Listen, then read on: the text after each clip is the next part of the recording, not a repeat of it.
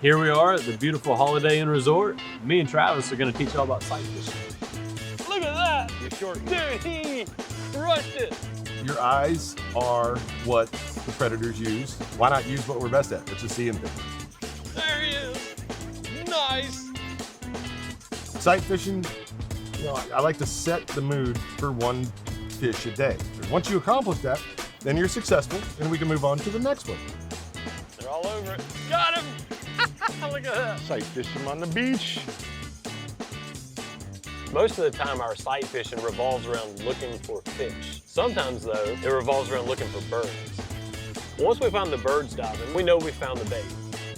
We're not gonna stop sight fishing. That's what we wanna do. But when they're not there, where are they? That's it. We're gonna figure it out. Yeah. You can be the master of your 1 acre, or you can learn how to fish and go deeper.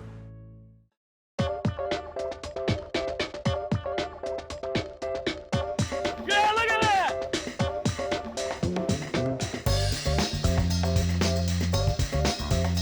Chasing the Sun is brought to you by Holiday Inn Resort, Panama City Beach. Humminbird, simply, clearly better. Dulce Vida Tequila. Grundins, we are fishing. And by Pirates Cove Marina, you enjoy the Gulf, we'll take care of the rest.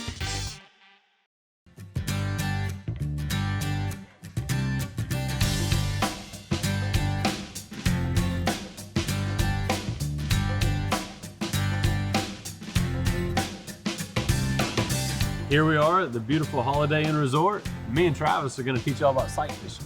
Which is my favorite way to fish. Another grouper. A little blue tail.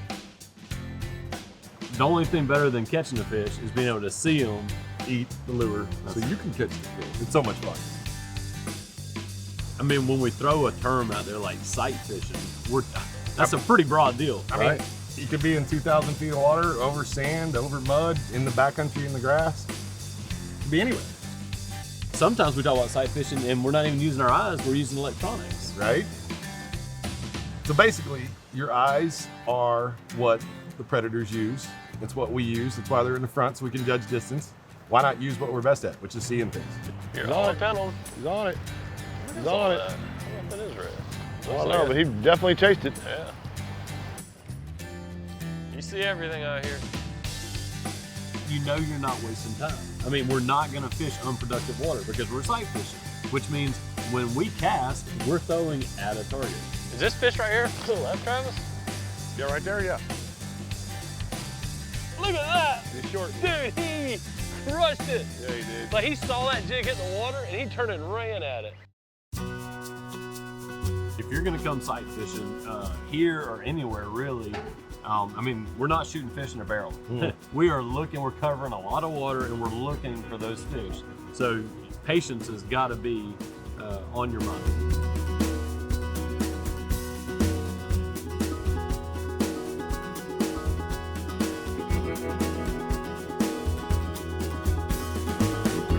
Sight fishing, I like to set the mood for one fish a day. Once you accomplish that, then you're successful and we can move on to the next one. And if you happen to get 4 or 5, guess what? Spectacular day. Spectacular day. If you only got one, we still accomplished the goal. We won. Just like hunting. When you're going after that one critter, it may take you 5-10 years to get the one that you want. Yeah. Whereas with redfishing or permit or bonefish or even the AJs on the surface, if you want to sight fish a monster, you gotta put your time in. And that's why we offer so many different types of fishing, is because this isn't for everybody. I mean, there's for sure people that just want to bend the rod, catch lots of fish, especially if you got kids involved. Fill the ice box. Yeah, I mean, we have ways to do that too. But when you want to go out there and catch that one fish and really target, a specific technique, that's what this is about.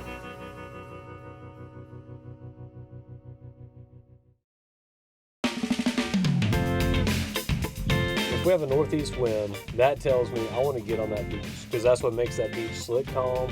As long as I have good sunshine, I want to be on the beach. He got it! Look at that! We have so many different environments that we're looking at when we're talking about sight fishing.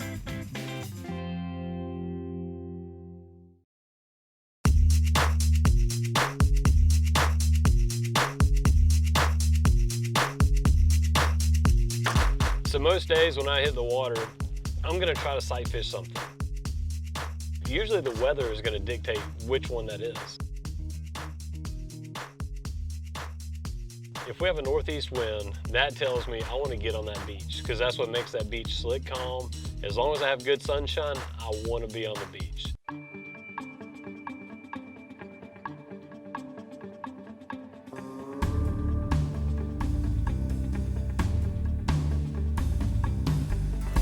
There's really no beaches where I'm from. I mean, we got sandy bottom in some places, but seeing that fish come down the beach is pretty cool, man. I mean, there's not much cooler than that. It's pretty straightforward because if you look, we have a straight line of beach. So you're not cutting in bayous and stuff like that. We're just looking along these edges. A lot of fish have different contours and different depths that they like to hang out in. You know, some of them like redfish, they're here year round. They're typically gonna be in 2, 3, 4 feet of water, which is why we'll sit out here in 8 feet of water and then cast into them. So we can keep the boat out here in deeper water and then approach those fish. Hey, there's 3 or 4 of them right there. Nice fish. There's fish in there. It's like 2 or 3 fish. Yeah, you're pointing at them. That's it. That ought to be a bite. I see something going at you. He's on you. He's all over you. He got it. Look at that. Oh, it's a pompano. Nice. A pompano on the cow shed. That's good little victuals right there, boys and girls. That's a big pompano.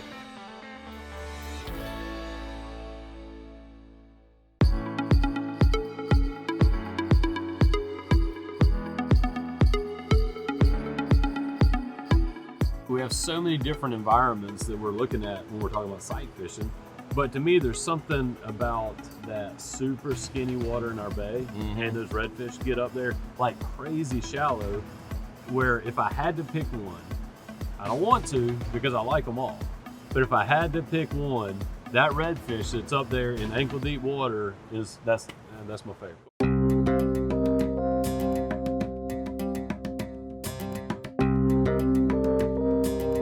Well, you know, it's hard to beat hunting, and that's what you're really doing. Because you can't see, like on the beach, you can see them from like, you know, if you see well 400 or 500 yards away. Yeah. On the grass, Yeah. I mean, you're literally coming around a corner and you'll see one sticking his tail out. It's more of a specific fish.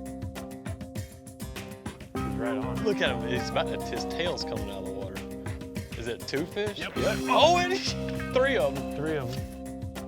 I guess another part of it, another aspect that makes me want to pick that shallow water redfish on the flats, on the grass flats, as my favorite, is because most of these fish on the beach, these schooling fish, you know, once you find them, the bite's typically pretty easy to get, you know, because they got some competition. Slacking and challenge. But that fish on the flats, not only is he spooky and all that, really tough to catch, but getting him, once you find him, getting him to bite is another challenge. Right? It takes a little bit of skill in order to place that lure in the right spot, or fly, or whatever you're targeting him with.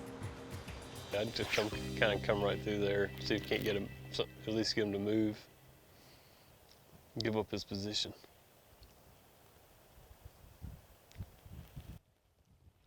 There he is. Nice. All right. There's a better one. That was awesome. That was pretty legit right there. So basically, I like it because we're making it more difficult for ourselves, right? There we go. Snake coil right in the corner of the mouth. Sweet. Pretty cool. See that guy. Tell you what, normally I just dump them back in, but that's a trophy right now. Well, we are happy to see you. Thank you. All right. Woo! I knew it was gonna feel good. I was right. That's probably the longest time you've gone between hook sets, isn't it? While red fishing. Been a minute.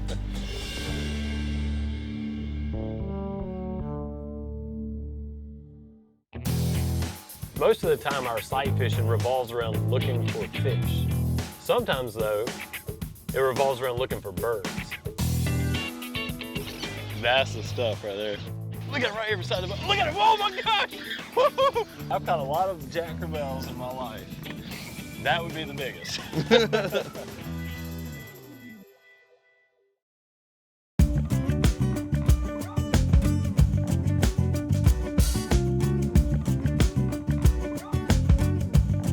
When I'm sight fishing in open water and these opportunities arise where fish have pushed that bait to the surface, you know, because I understand this ecosystem pretty well, I know what those baits are.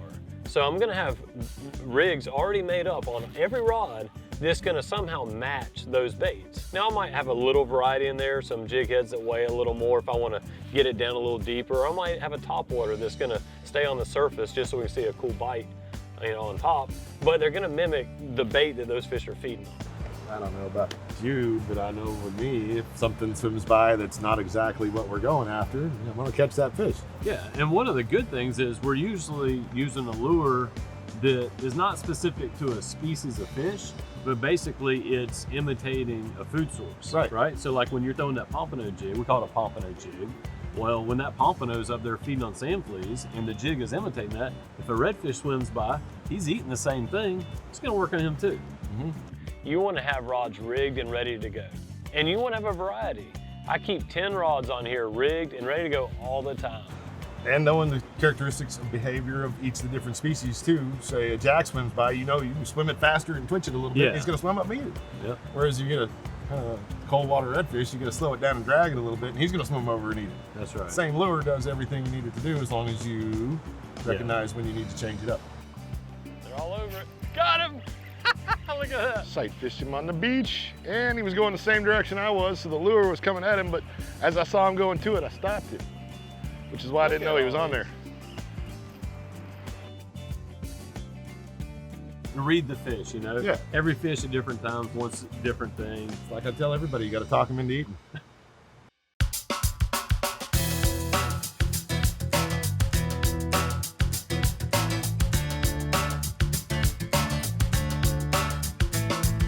Most of the time our sight fishing revolves around looking for fish. Sometimes though, it revolves around looking for birds.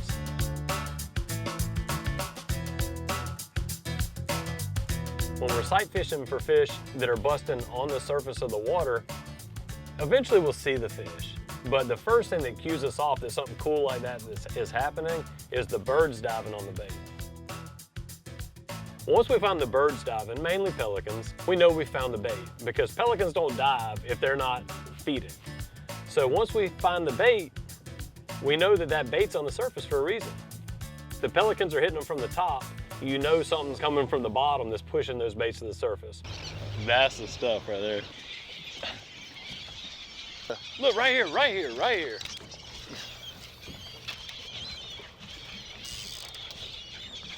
Golly. Look at it right here beside the boat. Look at it, oh my gosh! Woo-hoo! Holy cow!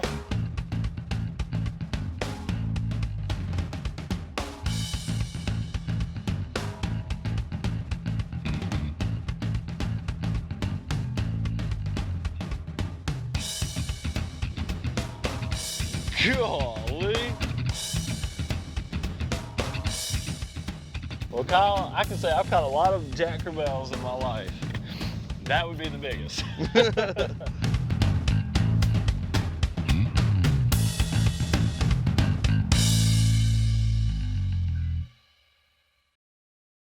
You know, most of the sight fishing we do, the water depth doesn't vary a lot, you know, so if you're in 6 inches of water on a flat, you're not looking through the water column, you know, they're right there. But, you know, you talk about sight fishing around the jetties, we know those fish are there, but as soon as they drop off around the base of jetties, I can't see them. Plus on a falling tide, you got the brackish water. So we're not looking like gin clear, see the bottom at 10 feet. You got like 14 inches of visibility. So when that happens, you know what you do, the old technology, you start pushing a few buttons. You know, we can all watch how things work on the internet these days, you know, and pump on one of the different videos that you can click down and watch and see how it's done. But the reality of it is technology's totally changed the way we're fishing. Oh yeah. I mean, you look at side imaging 10 years ago and today. Oh, you ever looking at blobs and you're like, oh, I don't have a PhD yet. I haven't read that thing for like, you haven't looked at it for a year straight to figure out what it is. All right, Bill, this is one of the places that I really wanted to see this side imaging, right up here on the bridge. I mean, this is so cool. Right here is exactly what we're talking about. This is rubble from the old bridge right on the left side. And here's all the, I mean, look at the detail of all the new pilings right here. We used to look at an instruction manual Like on how to use this. Now, you don't need an instruction manual. No. It's all very intuitive. and super easy. Well, the instruction manual is helpful if you like to read manuals. You know, I like to read manuals, but No. and it's like, you know, you guys have seen us do this before. Justin's in the front of the boat side fishing. I'm in the back kicking his butt because I'm looking at this GPS. You know, hummingbird sideways. Cheating. Check this out. Saw that side imaging right there, and I dropped straight down on him. Couldn't help myself. That's why I like the back of the boat, so I can see the screen. And Justin be up there in front. It's great.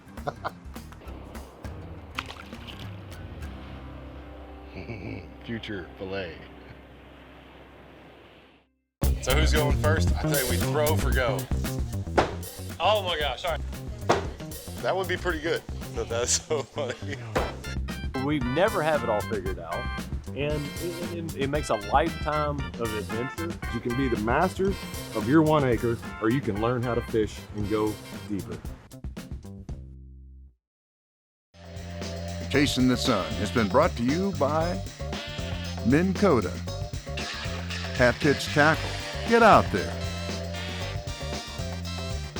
Fish Monkey Performance Fishing Gloves. Panama City Inshore. These guys can fish. And by Visit Panama City Beach. Real fun beach.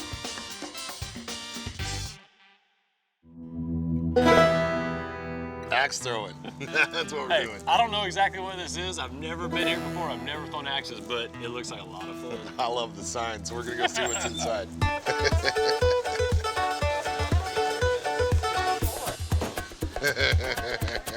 All right, Team Money, you're up first. What are the rules here? Oh my gosh, all right. I'll just concede. You're throwing first. Oh my gosh. That is not a good sign for me. Pick, right? Yeah. Oh man. That would be pretty good. I'm gonna quit now. That'd be like bullseye. Oh, it's in there. Oh, it's in there. It's way in there. That would be a 6. Yes.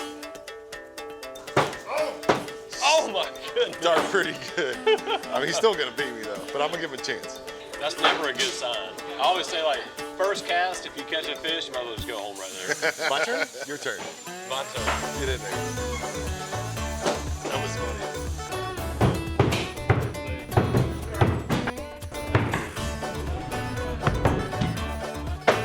Ooh, close. There we go. Hey, since we don't know the rules, we're making them all up as we go.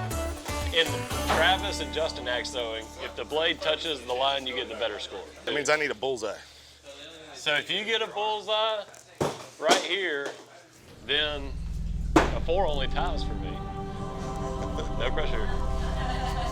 Oh, I want to end on a 6. And we're gonna go with the 2. No, Still a 4. You still beat me. I'm just a 4 kind of guy, you know? I thought you might get me on this one. though. Well, I had this grand 0 over here because I got so eager. I mean, rain or shine, day or night, doesn't matter. You can come out here, throw axes, have a good time. We open at 11 and stay open longer than I stay up, so.